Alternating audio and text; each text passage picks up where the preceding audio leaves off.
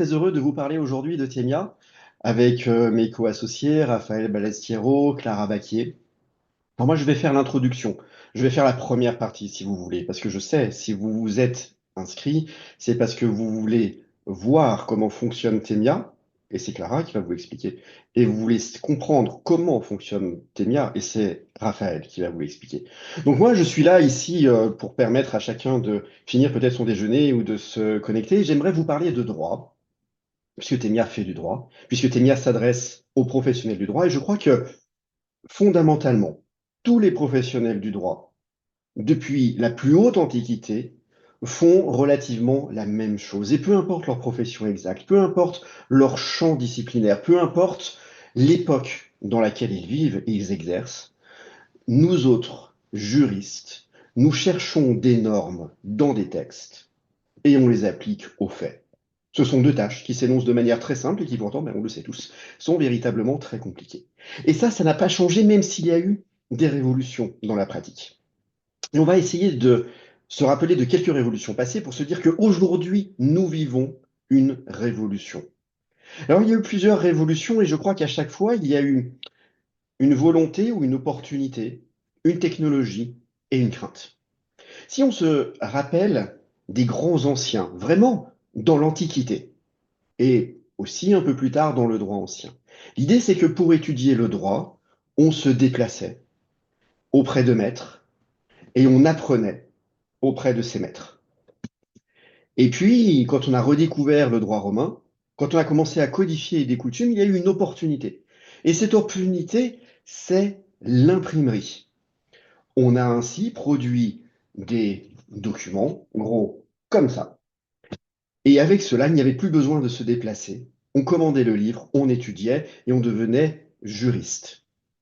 Il y a une crainte, perdre le métier de juriste, perdre cette transmission de maître à élève. Tout le monde pourrait acheter un livre de droit, apprendre le droit et finalement devenir juriste.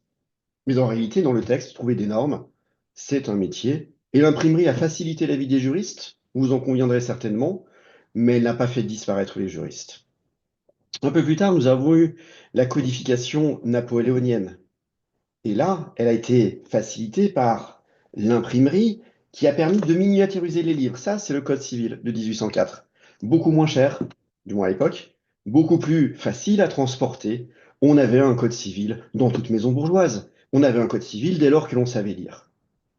La crainte a été de dire, mais si tout le monde a un Code civil, et si le droit civil est dans le Code civil, et puis ensuite, bien sûr, dans les autres codes, nous n'aurons pas besoin de juristes. Chacun comprendra quels sont ses droits. Et finalement, vous en êtes bien d'accord, cela a facilité la vie des juristes. Mais cela n'a certainement pas remplacé les juristes. Au XXe siècle, ça a été le siècle des revues juridiques. Il était plus facile, les progrès de la poste aidant, il était plus facile de les envoyer.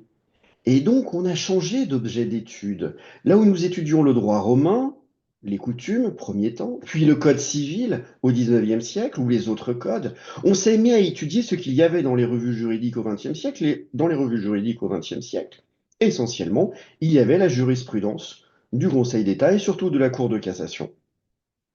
Et la norme n'était plus ce qui était dans la coutume, n'était plus ce qui était dans le droit romain, n'était même plus ce qui était véritablement dans le Code civil, mais la norme est devenue ce que disaient les hauts magistrats. À la fin du XXe siècle, on a eu l'informatisation. Ceux qui sont aussi vieux que moi se souviennent peut-être des CD-ROM qu'il fallait charger et actualiser dans les ordinateurs. Cette informatisation a rendu l'accès au droit plus simple. Souvenez-vous aussi des premières versions de Légifrance qui, quelquefois, ne sont peut-être toutefois pas moins bonnes que celles d'aujourd'hui. Enfin, ça, c'est un autre débat, ce n'est pas le nôtre. Tout le monde allait avoir accès, depuis n'importe quel ordinateur, à une collection considérable de textes juridiques, de commentaires, de décisions. Et pourtant, ça n'a toujours pas fait disparaître les juristes. Simplement, ça a changé la façon de travailler et ça a changé l'endroit d'où l'on cherchait les normes.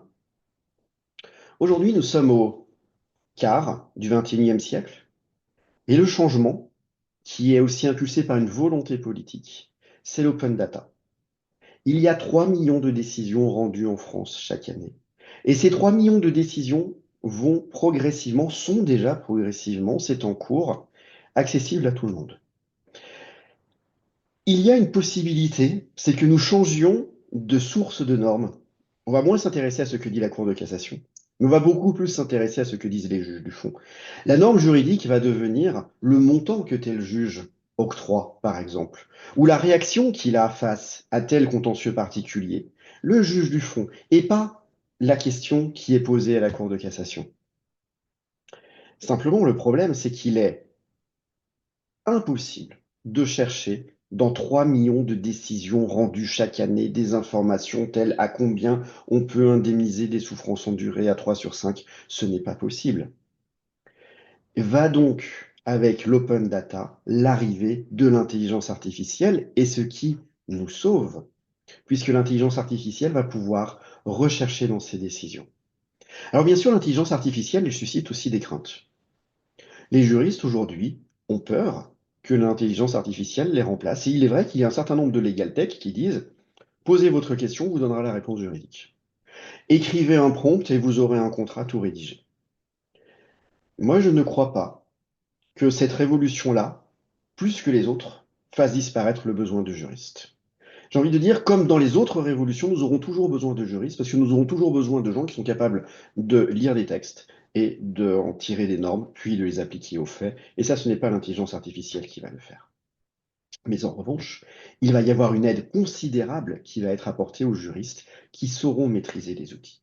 Nous, chez Tenia, notre credo, c'est que l'intelligence artificielle nous sert à lire les milliers de décisions qui sont rendues chaque mois, de vous sélectionner les décisions qui sont pertinentes. Nous parlons aujourd'hui de dommages corporels. La sélection, ça veut dire des décisions qui parlent de dommages corporels, qu'elles viennent des décisions administratives, décisions judiciaires, qui parlent de dommages corporels et dans lesquelles on va véritablement discuter d'une indemnisation. C'est-à-dire que vous ne trouverez pas sur Temia des décisions qui ordonnent le renvoi, qui ordonnent un complément d'expertise, simplement s'il n'y a pas au moins la discussion d'un poste de préjudice. Et nous pensons, et je pense que vous en faites l'expérience chaque jour, que les outils de recherche classiques, ceux qui fonctionnent avec des mots-clés, sont inadaptés pour cela et seront de plus en plus inadaptés au fur et à mesure qu'il y aura de plus en plus de décisions en open data qui vont se déverser à l'intérieur. Moi, j'aime bien dire que trouver la bonne décision de justice au soutien d'une argumentation, c'est chercher une aiguille dans une botte de foin. L'open data nous donne un peu plus d'aiguilles, mais nous donne surtout beaucoup plus de foin. Eh bien, trouver les aiguilles dans les bottes de foin, c'est ce que nous faisons et nous vous permettons de faire avec Temia. Supposons que vous ayez besoin d'avoir des informations sur des décisions qui concerneraient une victime mineure d'un accident de la circulation avec un DFP à peu près de 20%. Si vous rentrez ces mots dans votre moteur de recherche favori, et je ne vais pas en citer pour ne fâcher personne, bah, vous allez certes avoir les mots DFP, vous allez certes avoir les mots 20%, les mots mineurs, mais est-ce que les choses vont ensemble? Est-ce que le 20% va qualifier le DFP ou est-ce qu'il va qualifier par exemple une perte de chance ou un taux de réduction de la dette de réparation en raison de la faute de la victime? Vous ne pouvez pas vous en prémunir. Et puis, si vous cherchez 20%, en réalité, vous êtes aussi intéressé par les décisions qui concernent une victime qui aurait 21, 22, 23, 24, 25% peut-être de DHP, puisque finalement, les situations ne sont pas si différentes. Si, encore une fois, si vous vous imaginez faire une telle recherche avec votre moteur préféré de recherche, vous allez certainement avoir des difficultés. Maintenant, Clara va pouvoir vous montrer comment nous faisons avec Temia. Merci Christophe pour cette introduction. Donc, je vais vous présenter comment fonctionne Temia. Ensuite, on aura un temps d'échange si vous avez des questions, si je suis allée trop vite sur certains postes de préjudice. Donc, sur l'interface, vous avez à la fois les décisions qui s'affichent à droite et les critères qui s'affichent à gauche. On va activer un certain nombre de filtres, que ce soit sur les critères généraux ou sur les postes de préjudice. Donc, commençons par l'exemple que donnait Christophe. Dans un moteur de recherche de jurisprudence classique, on va essayer de trouver une jeune victime avec un taux de DFP en tapant des mots-clés dans cette barre de recherche. Avec Temia, on a la possibilité déjà de trouver uniquement des victimes qui sont concernées par un accident de la circulation. On peut aussi choisir les dates de décision, les juridictions, les villes pour affiner notre recherche, mais là on est plus sur le profil de la victime. On peut donc sélectionner le sexe et surtout l'âge de la victime. Ce qui est intéressant, c'est de trouver des décisions qui ressemblent à notre cas, qui collent pas. Enfin, si on met 20 ans exactement, on aura moins de décisions, mais on peut trouver des décisions pour des hommes qui ont de 16 à 28 ans. On peut également activer un filtre sur leur taux de DFP. Donc, on parlait d'une victime qui avait plus de 20% de DFP. Et donc, la recherche se lance et on a bien des victimes qui ont entre 16 et 28 ans, d'hommes avec un taux de DFP supérieur à 20%. On peut affiner encore si on le souhaite. Et à chaque fois, on a un résumé de l'accident avec cet encart qui s'affiche et qui récapitule les atteintes que la victime a subies, où ces atteintes se situent-elles. S'il y a un décès, il va y avoir donc une petite. Si j'active le. Il y a une petite tête de mort et donc pas de. En général, pas de taux de DFP si le décès est survenu au moment de l'accident. On a ces résumés à chaque fois qui sont faits des décisions. Ça, c'était vraiment une recherche sur les critères généraux. Et quand on ouvre une décision, on a toutes les informations qui ont été extraites dans cette décision à gauche de l'écran. Et donc,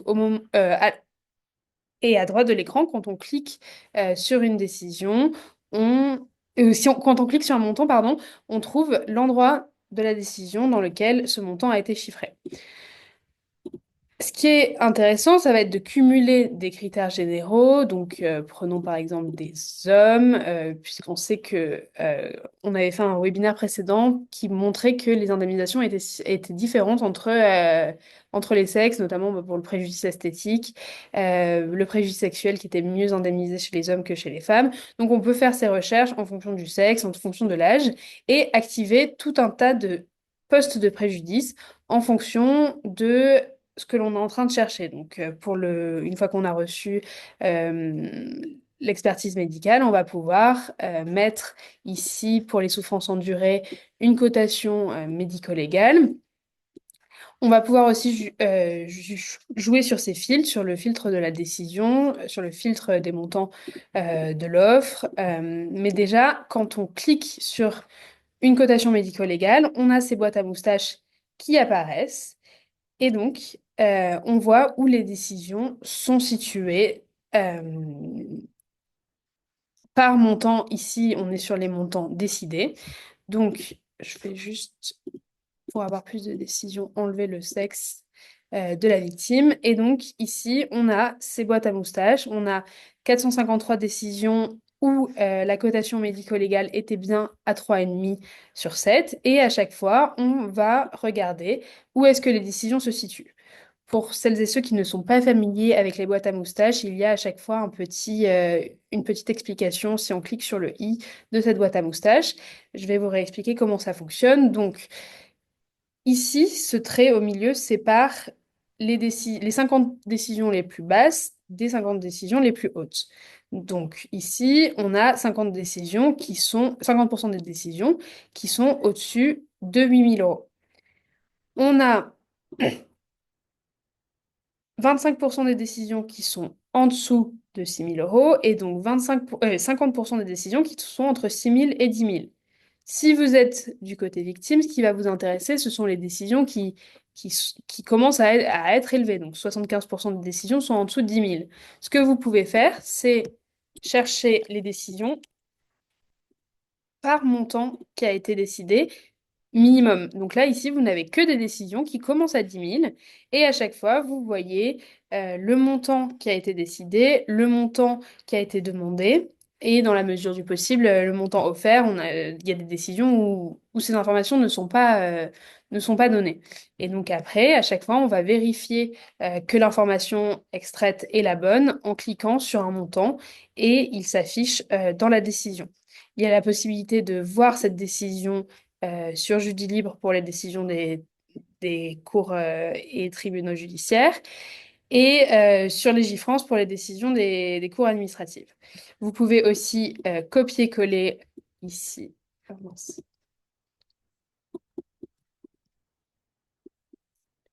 L'écran de Zoom qui s'affiche.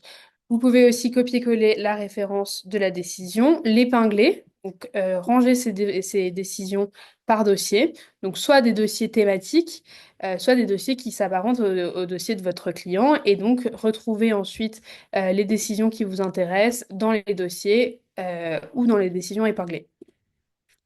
Ce qu'il est possible de faire, donc tout à l'heure on parlait des barres de recherche. Ce qui va être possible de faire, ça va être d'affiner, par exemple, une recherche pour le préjudice d'agrément au titre... donc, on va chercher, par exemple, les victimes relativement âgées qui pratiquaient la randonnée. euh, et on va regarder sur le préjudice d'agrément comment ces victimes sont indemnisées. Donc ici, on va avoir toujours ces boîtes à moustaches, mais ce qui va nous intéresser, c'est de voir où est-ce que le terme randonnée apparaissait dans la décision et combien est-ce que le préjudice d'agrément a été chiffré au titre de la pratique de la randonnée. Il est possible aussi de trier les décisions par montant décidé, donc soit croissant, soit décroissant. Ce qui va vous intéresser, ça va être de rechercher les montants les plus élevés. Vous pouvez aussi les trier par montant demandé, montant offert. Vous pouvez, donc, par exemple, regarder pour les offres qui ont été relativement basses, quelle est finalement l'indemnisation qui a été faite pour contrer une offre ou voilà. Donc là, vous cherchez ensuite par montant décroissant. Et vous vous rendez compte que même si l'offre avait été basse, vous pouvez aller trouver des montants d'indemnisation qui sont plus élevés. Il y a aussi la possibilité, par exemple, pour le préjudice sexuel, on va chercher uniquement euh, la perte de libido et donc on active le filtre, pardon, préjudice sexuel. Et donc là, on va avoir... Ah mince, j'ai laissé activer la victime de 64 ans. Donc, on va avoir ici des préjudices sexuels qui sont indemnisés au titre de la perte de libido et à chaque fois, on voit le montant qui apparaît dans l'encart, ce qui vous permet de savoir si la décision est pertinente pour vous ou non. Il y a d'autres filtres qui sont intéressants, notamment tout ce qui va être préjudice d'affection. On va pouvoir mettre le lien avec la victime directe. Dans les critères généraux, il y avait la possibilité de dire si la victime avait survécu ou non. Donc ça peut être intéressant de regarder les préjudices d'affection pour des victimes survivantes. Donc à chaque fois, les critères généraux se cumulent avec les critères sur les filtres sur les postes de préjudice. Et donc, vous avez, quand vous cliquez sur le préjudice d'affection, uniquement des victimes qui ont survécu euh, à l'accident ou au fait générateur et pour qui le conjoint a été indemnisé au titre du préjudice d'affection. Pour les assistances tierces personnes temporaires, il y a aussi, et permanentes, il y a aussi la possibilité de trier les décisions par montant et donc aussi par type d'assistance. Donc là, on a des décisions sur l'assistance tierce personne non spécialisée qu'il est possible de trier par montant décidé. Donc là, on voit qu'il y a une assistance à 30,70 € de l'heure. Et on continue pour voir des décisions qui peuvent nous intéresser avec à chaque fois la possibilité de jouer sur ces filtres. Si on a une assistance médicale, de mettre le filtre sur l'assistance médicale, etc. Ce qu'il est intéressant aussi de faire, c'est quand on a le choix entre différentes juridictions, c'est de regarder, de faire des statistiques sur des postes de préjudice. Donc là, par exemple, on va regarder le DFT dans la ville de Paris, à combien est-ce qu'il est indemnisé. Donc on a directement ces boîtes à moustaches. Ce qui est intéressant aussi, c'est de comparer l'administratif et le judiciaire. Sur l'administratif, on est beaucoup plus bas. Cour d'appel. On est beaucoup plus bas que pour le judiciaire. Ici, on a 50% des décisions, enfin 75% des décisions qui sont en dessous de 20 euros. Tandis que si on met ce filtre sur les juridictions judiciaire de Paris, on voit que 25%, 75% des décisions sont au-dessus de 25. Donc on change complètement de paradigme. Donc il y a cette possibilité de trier en fonction de la juridiction et de la ville, si on a le choix, bien sûr, du ressort dans lequel on veut plaider. Je pense avoir fait le tour. Bon, je n'ai pas activé tous les filtres, mais pareil, vous pouvez regarder des victimes dans lesquelles, des cas où la victime avait un pourcentage de faute en raison d'un partage de responsabilité. À savoir que les montants qui sont affichés ont été retravaillés pour que ce soit le montant sans l'application du pourcentage de faute de la victime qui soit affiché pour des raisons statistiques, puisque là, ce qui nous intéresse, c'est vraiment la base sur laquelle l'indemnisation est faite. Euh, je pense avoir fait le tour et je serais ravie de répondre à vos questions sur les différents postes de préjudice pendant l'échange. Raphaël, je te donne la parole pour que tu nous expliques comment, comment tu as fait tout ça pendant les 3 derniers mois et qu'est-ce qu'il y a derrière tes mains. Merci beaucoup Clara, merci beaucoup pour la démo, pour avoir présenté la solution d'une manière très claire. Euh, En vrai, ouais, je vais vous expliquer très rapidement comment fonctionne Temia, comment on a pu mettre ça en place et aussi plus ou moins vers où on veut aller avec cette solution. D'abord, l'idée de Temia, en fait, c'était de faire ce que Christophe faisait déjà à son université auparavant, euh, mais d'une manière automatisée avec l'intelligence artificielle. On a pu se connecter à la base de Jeudi Libre pour extraire des décisions avec toutes les décisions qu'on a pu extraire en open data. On a fait un filtre sur les décisions qui étaient intéressantes pour le dommage corporel.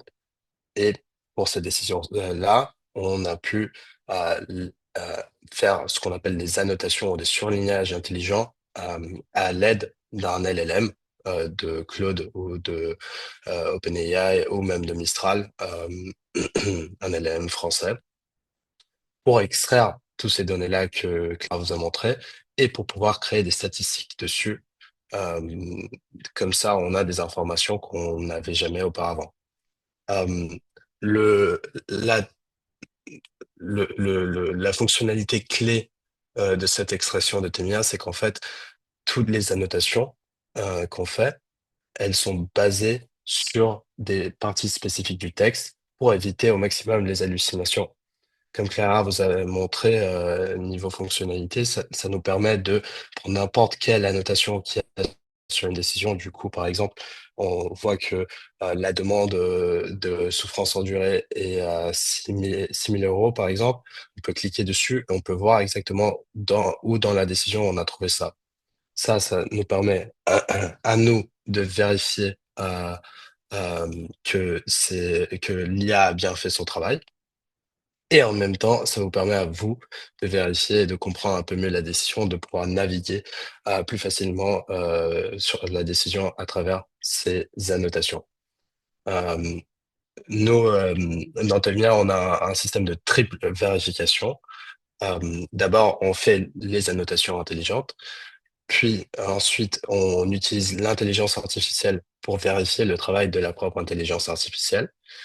Ensuite, il y a une passe qu'on fait, nous, l'équipe interne de Temia, pour vérifier qu'il y a qu'il y a pas de manque dans des décisions d'information et que toutes les informations qu'on a sont bien exactes et bien référencées dans le texte.